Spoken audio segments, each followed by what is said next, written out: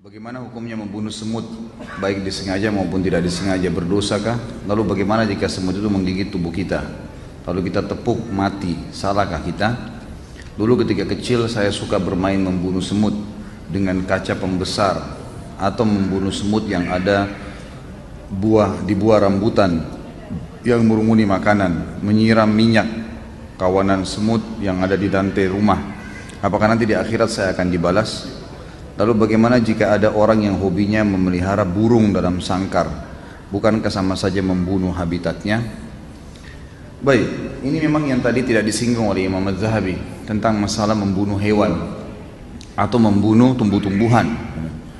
Ulama menyendirikan babnya, dan itu umumnya dibahas dalam bab jihad, di mana Nabi SAW mengutus pasukan selalu mengingatkan agar jangan membunuh hewan-hewan dan jangan merusak tanaman. Jadi sini masuk dalam masalah merusak tanaman atau membunuhnya. Tentu ada beberapa hadis juga yang menjelaskan ada beberapa jenis ya, tumbuh-tumbuhan dan hewan yang boleh dibunuh, ada yang tidak boleh. Seperti kasus hewan-hewan yang boleh dibunuh, kalajengking yang disebutkan dalam hadis, anjing yang semua tubuhnya berwarna hitam. Sebagaimana hadis Nabi SAW yang berbunyi, kalau kalian mendapatkan anjing yang semuanya hitam, maka itu adalah jelmaan dari syaitan, bunuhlah, semua hitam ya, nggak ada sedikit pun bulu warna lainnya.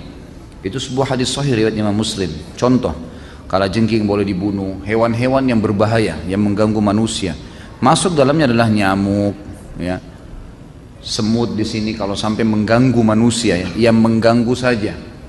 Tapi kalau tidak mengganggu nggak boleh, kalau tidak mengganggu nggak boleh. Dan kita harus tahu ada hadis Nabi SAW lain di riwayat Bukhari, fi kulli kabidin ratabatin ajr. Di setiap denyut kehidupan ada pahala. Jadi kalau justru ada semut di rumah, disapu, dikeluarin dengan niat ini juga makhluknya Allah, ya sudah saya keluarin, itu dapat pahala. Dibandingkan kita membunuh tanpa alasan. Ada sebuah riwayat Bukhari juga menjelaskan seorang Nabi Allah, tapi dalam hadis ini tidak disebutkan siapa nama Nabi itu. Allah murka padanya gara-gara dia pernah tidur di bawah sebuah pohon, kemudian digigit oleh semut. Lalu kemudian dia marah, semut itu dibunuh, lalu kemudian dia perintahkan pengikutnya untuk membakar seluruh sarang semut di bawah. Di bawah dia, di bawah pohon itu banyak ada sarang semut, dibakar semuanya. Maka Allah SWT mengutus Jibril kepadanya sambil berkata, apakah gara-gara semut satu kamu membunuh semut yang lainnya? Artinya yang mengganggu saja, yang tidak mengganggu gak usah, gitu kan? Jadi ini jenis hewan yang memang boleh dibunuh dan memang dia berbahaya.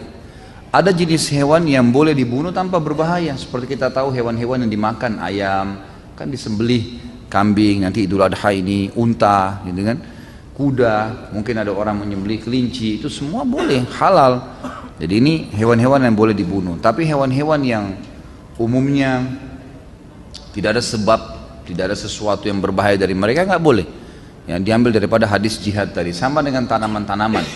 Ada tanaman yang boleh, seperti misalnya sayur-sayuran yang dicabut sama akarnya, ubi misalnya, gitu kan.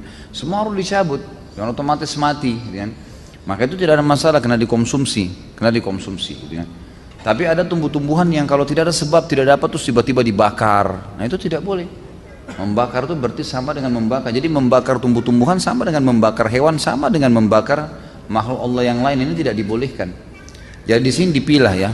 Kalau yang mengganggu Anda silakan, itu kan, itu masih boleh. Bahkan ya sapi yang mengamuk kemudian ditembak atau ini karena berbahaya bagi orang, itu tidak ada masalah karena berbahaya bagi manusia. Kalau enggak maka enggak boleh. Kalau masalah orang memelihara hewan, ini ada bab lagi sendiri. Abu Hurairah radhiyallahu anhu memelihara kucing, ya kan? Memelihara kucing, dan itu Nabi SAW tidak larang. Abu Hurairah nama lainnya Abdurrahman ibn Sakhr, tapi dikenal dengan Abu Hurairah. Hurairah artinya kucing, karena orangnya suka banyak pelihara kucing. Nah di sini Nabi SAW membiarkan, tidak ada masalah, karena dia merawat hewan-hewan itu, dia merawat. Sebagian ulama mengatakan ini khusus kucing, sebagian yang lain mengatakan masuk di antara semua hewan yang dibolehkan kalau mereka merawatnya. Ada yang mengatakan